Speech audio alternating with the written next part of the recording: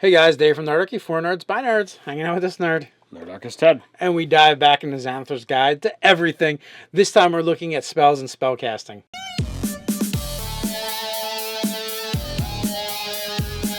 Jump down the description below where you can sign up for Nerdarchy the newsletter, get weekly gaming tips, as well as learn how to game with us. Also, while you're down there, you will find an Amazon link, it's an affiliate link, to Xanathar's Guide to Everything. So if you want to pick up your own copy and help support Nerdarchy, you can use that link. Alright, so today we're talking about spellcasting within Xanathar's Guide, and that's going to be found on page 85. Alright, so I think this section is extremely useful for newer players and new GMs, and maybe GMs that don't feel confident with abdicating on the fly. So I like that they give some specifics or some rules to some things that were just kind of glossed over previously. Right, so under the spellcasting sections, here are the subsections, and we'll bounce back to them. You have perceiving a caster at work, identifying a spell, invalid spell targets, and then it gets into this whole section. Area of effects on a grid. Yes, and basically how to do that. So perceiving a caster at work. It says many spells create obvious effects, explosions of fire, walls of ice, teleportation, and the like. Other spells, not so much. There's no visible effect like Charm Person. So what do you do? How do you know what's going on? So it calls out, is there, a verbal, a somatic? Is there a material component? If you don't have any of those things, then you have no idea that magic is taking place. And frankly, there are no spells that aren't cast without at least one of those.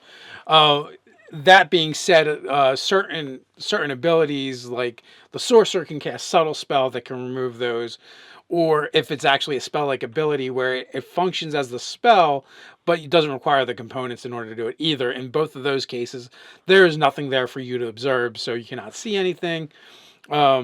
But if any of those other things are going on, then you at least have a chance, and that would kind of like bring us to the next section of identifying a spell. Now, they're actually pretty harsh here, and I don't think we've played it this harsh. But it says identify a spell. It's the DC. It's an intelligence arcana check. DC is 15 plus the spell's level. I thought we've done it as a 10 plus before. We probably have, yes. And so that's saying a lot. That it's really difficult. So that's a 24 to identify a ninth level spell, which that makes sense.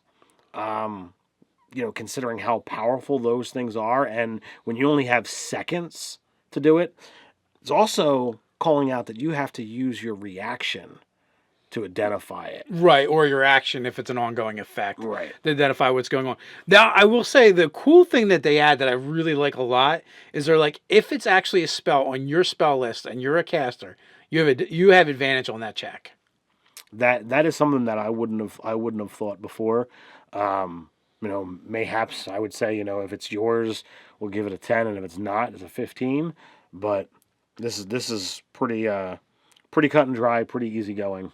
Right, and again, I don't know that we're going to change the way we do it in our game according to this. We probably will continue to do it, and you can do it however you want to do it in your game. So I guess if we break that down a little bit, proficiency bonuses between +2 and +6. Then you have, all right, if this is a prime stat for you, if you're a caster, you're probably good. That's probably who's going to be identifying spells. It's going to be 3 to 5. You're looking at a 3 to 5. So, I mean, a +11, a 24, so at a 13, for a really, really powerful spell. I mean, even if you're a high level caster, because you'd have a +6 proficiency bonus. You still probably haven't seen a ton of 9th level spells being flung around. That's true. So I don't think it's that big a deal. And at a +11, so what is that? So that means you need a 4 or better for first level spells. So you're going to get them, especially if you're rolling with advantage. Yeah. So that should be fairly easy. So I guess that kind of shakes out depending, and that's not even including if for some reason you have expertise in Arcana or something like that. Then it's going to be even easier. Like I believe what a Knowledge Cleric does. Knowledge Cleric, yeah. So they're going to be identifying all the spells without too much problems. Like if you're a high level Knowledge Cleric, that's what a +12. And, even if it's not your stat, you're a novice cleric, so you probably have at least a +1, right? So, like, that's a +13. Yeah. So it's not too bad. That's an 11 or better. That's still 50% of the time that you're going to get a 9th level spell. Yeah, but again, that's a specialist. That's someone who's like designed to know for that. Yeah. kind of designed to know those things. But again, you got guidelines, so now we can use them. So next we move on to Invalid Spell Targets, and I love it. It's a small little, couple paragraphs, but it boils down to if you cast a spell at something that you think it's a valid target and it turns out it's not, the perceived effect is it passed its saving throw. Yeah, I mean, it even calls out if you're the GM, you should probably make like you're making a saving throw and then play it off like it passed. Yeah, it's like, oh, I cast a spell on a humanoid and it's really a vampire, so it's an undead, doesn't qualify as a humanoid, therefore it passed its save, and, it takes no ill effects. I mean, but it would be the same if they just happen to be immune to that particular thing. I mean, in my games, I personally just call it out. It has no effect. Yeah. For whatever reason, I roll my dice in open, so for the most part, I'm not tricking anybody here. And I don't actually care that much anyway. So, part of me is like, yeah, you see it doesn't work on them. You don't know. And depending on what level they are, if they're higher level, then I might just be like, yeah, you're pretty sure it's just immune to it. So, but it's your game. You can play it however you want. But the fact that it specifically calls that out for people who aren't as experienced as us, it's like, well, here's or care how more or care. Here's how we do it. Here's how you should do it. No, it's great. I mean, people have been clamoring for more clarification on things, and they've taken that opportunity with this book to actually do that. So kudos to them for that. Absolutely. Thank you, Xanathar. All right, so now we move on to areas of effect on a grid, and they have several different options, or 2 different options. You have the template method and you have the token method. And it's interesting that you get these diagrams or these charts. I kind of love the token method, for no other reason than they use a lot of D6s. Which, as you notice, they're all with the 6 facing up. Which totally fits my, my That's dice how you're philosophy. Supposed to put the dice down, right? So they know which way. You train them. Train them. So that they know that this is the side that should be up. To remember that when I'm GMing. To train them properly. And then it also is like, hey, if you're doing a cone or a circle, you need to make a template. Here's how you do it. It literally just tells you how to do it. Get some paper, do some cutting, get a ruler, measure. Yeah, so that part was interesting that they're like, that they guide you into the process of here's how you make a template should you wish to do so. There's a bunch of places that you can actually get pre-made templates though. Nerdarchy.com, for instance, at the store, we sell 3D printed spell templates. Also, Arknight has some cool ones as well. So there's definitely, and there's probably a ton of other places that you can get them as well. You might even, I only can imagine there's places online where you can print them out and cut them if you wanted to as well. Yeah, you're probably not going to get your Holy Aura, your 60-foot radius. That's not going to fit on a sheet of paper, but I think it's out there, but you might not have a printer that can print it. So it's in between there. But your fireballs for sure, and those are the good ones. Those are the ones that gets used the most often. So this is kind of a short section. It's simple. It's spell it out. There's a lot of graphs here, and maybe I'll throw some images up around here somewhere as we're talking. Maybe you've already seen them as we've been talking. I like them. It's cool. I like the fact that they use this little gnome-looking dude and the dice. So now when it's talking about using a template. Are you going to call out the fact that it's if it covers half the square, then it's considered in. So if it's touching the square, it's out. But the way I read it, and you could correct me if I'm wrong. You're wrong. Well, good.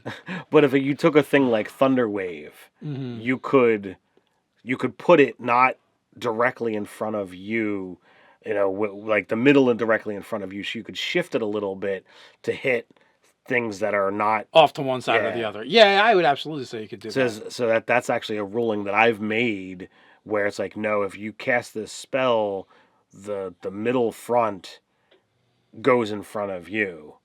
And I've cast it, or I've had someone try to cast it, and I'm like, no, you got to put it like this, and it wound up not getting a target because of how they were positioned. I mean, you could literally even turn it on its corner if you wanted to.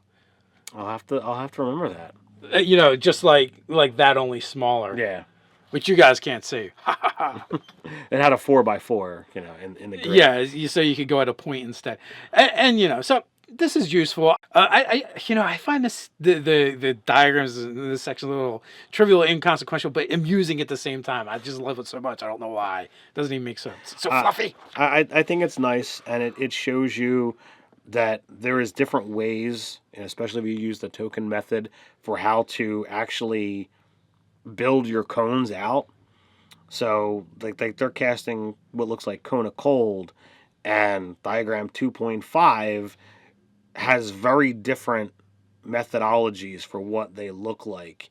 And I'm like, wow, that looks very different. Now, if I laid out the template that I have, it might get the same squares. Yeah, now you're gonna have to lay out but. Now, honestly, if you're using the tag token method, this is not a time saver. That is for sure. No, it's not. So I like this one in theory more than practice, I'm thinking. But that being said, once you've seen it, it'll be able to give you some guidelines for when you're playing in the game and spells are going off. And I think the bigger thing is, like you said, is like, oh, they're doing it different than I necessarily would, because when you're taking certain things like circles and triangles and you're squaring them, and snapping them to the grid, it kind of makes a difference, and that's what they're kind of showing with the token method. So, the question boils down to, are you using, template method, the token method? Do you use something that's vastly different than either? How are you dealing with spells in your game? And this is just guidelines for see if you're doing it right. So, guys, let us know in the comments below how you're doing it. If you found this useful or not. Could they have made better use of these pages? I like it, but you can tell us how you feel about it. While you're at it, don't forget to like, share, and subscribe. You can check us out over on nerdarchy.com. So until next time, stay nerdy.